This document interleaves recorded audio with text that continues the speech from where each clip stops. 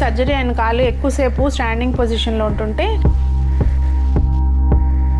Fold చేసుకోవాలంటే ఒక్కోసారి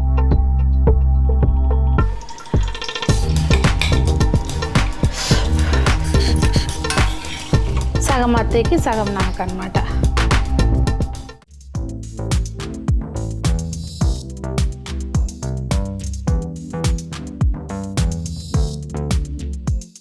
పెద్దలందరికీ నమస్తే, పిల్లలందరికీ హాయ్. ఎలా ఉన్నారండి? అందరూ బాగున్నారా?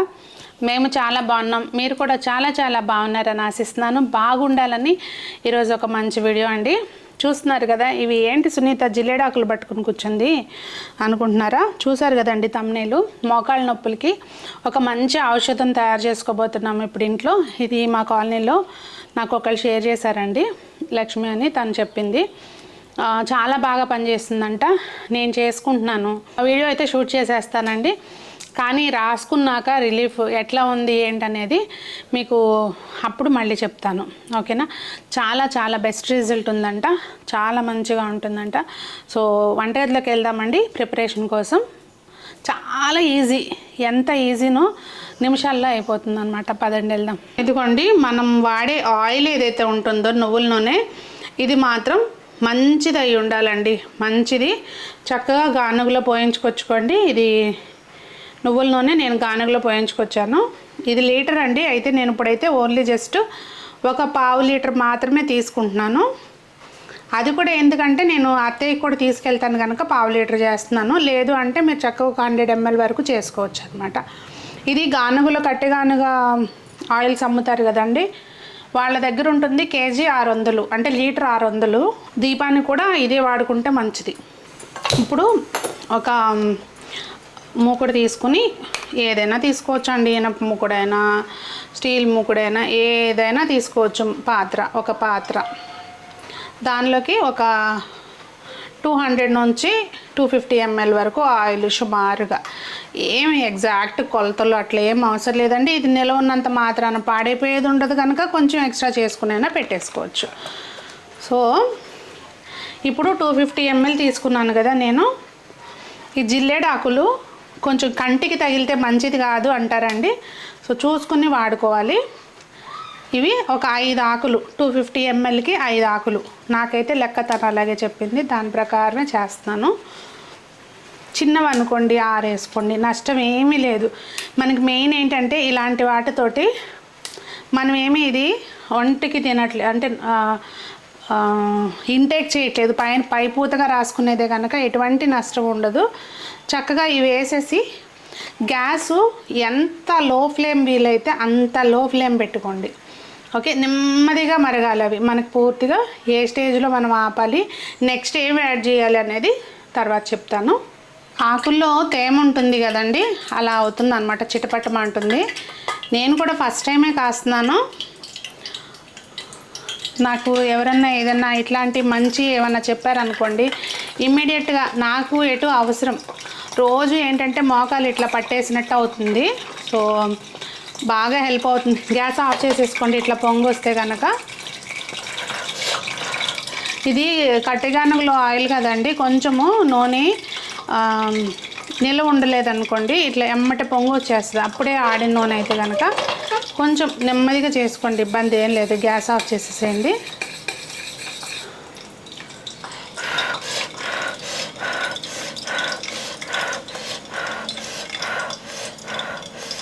ఆపినా కానీ ఇట్లా వచ్చేస్తుంది.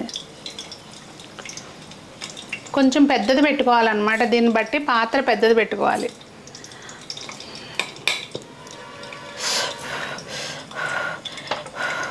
యాక్చువల్గా నేను స్పూన్ పెట్టినంత వరకు బాగానే ఉంది, స్పూన్ పెట్టినాక ఇట్లా అవుతుంది, మరి అదేంటో. ఒకసారి పొంగు తగ్గిపోయినాక మళ్ళీ లో ఫ్లేమ్ పెట్టేసుకోవాలి. ఎప్పుడు గ్యాస్ ఆపాలి అనేది మాత్రం ఒకసారి స్కిప్ చేయమాకండి, అది ఒక్కటి తెలుసుకోవాలి. చూసారండి, ఇదంతా కూడా మనకి ఆకులన్నీ కూడా ఇట్లా మంచిగా మాడిపోయినట్టు అయిపోయినాయి. అంటే మనకి కరివేపాకు నూనెలో ఎగితే ఇట్లా అవుతుంది క్రంచీగా, ఆ టైప్లో అయిపోతాయి అన్నమాట ఆకులు. ఇంకా గ్యాస్ ఆఫ్ చేసేసుకుని దీనిలోకి ఇది మన మెయిన్ ఇంగ్రీడియంట్ అండి. ఇదిగోండి ఇట్లా, ఇది పచ్చకర్పూరం తెలుసు కదండి. పచ్చకర్పూరం వంటల్లో వాడతాము, పూజల్లో స్పెషల్గా హారతులు ఇచ్చేటప్పుడు వాడతాం కదా. ఇది పచ్చకర్పూరం 1 స్పూను. ఇది కొంచెం ఎక్కువ వేసుకున్న ఇబ్బంది ఏమి ఉండదు. కొంచెం ఇట్లా ఆయిల్ వేసేసుకుని చేత్తోటి మెదిపేస్తే అయిపోతుందండి. దాన్ని వేసేసి ఒకసారి మూత పెట్టేసేయాలి. నూనెలో వేసి మూత పెట్టేస్తే చక్కగా కరిగిపోతుంది. మంచి కమ్మటి వాసన వస్తుంది, తెలిసిందే కదా. మూత పెట్టేస్తే అదంతా కూడా ఎవాపరేట్ అయిపోకుండా, అంటే ఆ వాసన అంతా పోకుండా ఉంటుంది. బా ఏమన్నా వాసన.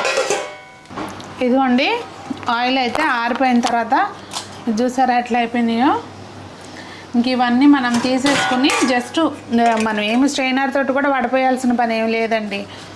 డైరెక్ట్గా కూడా ఏదైనా గాజు బాటిల్లోకి తీసేసుకోవచ్చు. ఎంత సింపుల్లో చూడండి. ఈ ఆకులు కొంచెం ఈ ఆకులకున్న ఆయిల్ అది కూడా చేతికి తీసుకుంటే ఒక పూట రాసేసుకోవచ్చు. ఇప్పుడు దీని ముందైతే నేను రాసుకుని చూస్తానండి. ఒక గంట ఆగి అప్పుడు దీని గురించి రివ్యూ చెప్తాను, ఓకేనా. ముందు రాసుకుని అలా కాసేపు నడుము వాల్చి అప్పుడు దీని సంగతి ఏంటో చెప్తా మీకు. పాతకాలంలో అన్నీ ఇలాంటివే కదండి చేసేవాళ్ళు.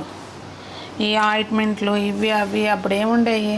యాక్చువల్గా మా అత్తయ్య కూడా చెప్తారు ఎప్పుడు, వాళ్ళ తాతగారు అంటే వాళ్ళ అమ్మమ్మ తాతగారు ఎప్పుడు ఇదే ఈ జిల్లేడాకులకి వేడి చేసి ఆముదం రాసుకుని మోకాళ్ళకి వేసుకుని కట్టించుకునేవారంట. కట్టు అంటే మోకాళ్ళ నొప్పులకి రిలీఫ్ కోసం. ఇప్పుడు దీన్ని ఒక గాజు సీసాలోకి తీసేసుకుందామండి. మీకు ఇంకా నీట్గా రావాలి, ఆ తరకలు కూడా లేకుండా అనుకుంటే వాడు కట్టుకోండి. ఇది కడిగేటప్పుడు విమ్ లిక్విడ్ వేస్తే కొంచెం ఒక నిమ్మకాయ చెక్క ఏదైనా వేసుకుని ఆ వాసన కర్పూరం వాసన అది ఎక్కువ ఉందనుకుంటే ఈజీగా పోతుంది. ఇదిగోండి మన మ్యాజిక్ ఆయిల్ అయితే రెడీ అయిపోయింది. అంటే మ్యాజిక్ లాగా పనిచేస్తుందని అన్నారు, చూద్దాం. మనకి ఎక్కడైతే పెయిన్ ఉంటుందో కొంచెం అలా తీసుకుని జస్ట్ ఇట్లా మసాజ్ చేసుకుని వదిలేయడమేనండి. నైట్ టైం పడుకునేటప్పుడు రాసుకుంటే ఇంకా బాగా రిలీఫ్ ఉంటుందంట. రెగ్యులర్గా మెయిన్ మార్నింగ్ లేవంగానే ఎవరికైతే ఈ నొప్పుల ప్రాబ్లం ఉంటుందో లేవంగానే పట్టేసినట్టు ఉంటాయి కదా, సో ఇమీడియట్గా రిలీఫ్ ఉంటుందంట. ఇదిగోండి చక్కగా ఆయిల్ అయితే రెడీ అయిపోయింది కదా. సో నేను విజయవాడ వెళ్ళేటప్పుడు అత్తయ్యకి తీసుకెళ్తాను. సగం అత్తయ్యకి సగం నాకు అనమాట. చూసారా మ్యాజిక్ ఆయిల్ మ్యాజిక్ లాగా పనిచేస్తుందా అంటే, ఇప్పుడు మనకి ఎలా అయితే ఇప్పుడు ఈ జెండు బాంబులు ఇవి రాసినప్పుడు మనకేం నొప్పి తగ్గదండి, రిలీఫ్ వస్తుంది. కానీ ఇది మామూలుగానే అసలు నువ్వుల నూనె రెగ్యులర్గా మనకి జాయింట్స్కి వాటికి కూడా నువ్వుల నూనె రాస్తే కూడా బెటర్గా ఉంటుంది. కాకపోతే దాని మీద ఈ కర్పూరం వేసాం కదండి, పచ్చ కర్పూరం వేసాము, అలాగే ఈ ఆకు వేయడం వల్ల ఇంకా కాస్త రిలీఫ్గా అనిపించింది. నేనైతే ఏంటంటే కొంచెం అది రాసుకున్నాక అలా కాసేపు నడుము వాల్చాను, బెటర్గా అనిపించింది. మెయిన్ ఏంటంటే అండి, సర్జరీ అయిన కాళ్ళు ఎక్కువసేపు స్టాండింగ్ పొజిషన్లో ఉంటుంటే అది బాగా ఇట్లా స్టిఫ్ అయిపోతుంది అనమాట. మళ్ళీ ఫోల్డ్కి ఇట్లా ఫోల్డ్ చేసుకోవాలంటే ఒక్కోసారి ఇట్లా పట్టుకుని ఫోల్డ్ చేసుకోవాల్సి వస్తుంది. అందుకని చెప్పి నేను ఇమ్మీడియట్గా తను చెప్పంగానే ఇమ్మీడియట్గా నేను చేసుకుంటూ మీకు కూడా చూపిద్దామని చెప్పి వీడియో చేశాను. పర్లేదండి, మంచిగానే రిలీఫ్ వస్తుంది. తప్పకుండా ట్రై చేయొచ్చు. దీనివల్ల మనకి పోయేది ఏమీ లేదు, తప్పకుండా ట్రై చేయొచ్చు. అలా అని చెప్పి ఏదో ఒకసారి రాసుకుంటే తగ్గిపోద్దని కాదు, రిలీఫ్ వస్తుంది. మరి వీడియో మీకు నచ్చిందని అనుకుంటున్నాను. నచ్చితే లైక్ చేయండి ఫ్రెండ్స్, షేర్ చేయండి. ఎలా అనిపించింది అనేది మీరు తయారు చేసుకున్నాక చెప్పడం మాత్రం మర్చిపోకండి. అందరూ బాగుండాలి, అందులో మనం ఉండాలని కోరుకుంటూ మీ సునీత.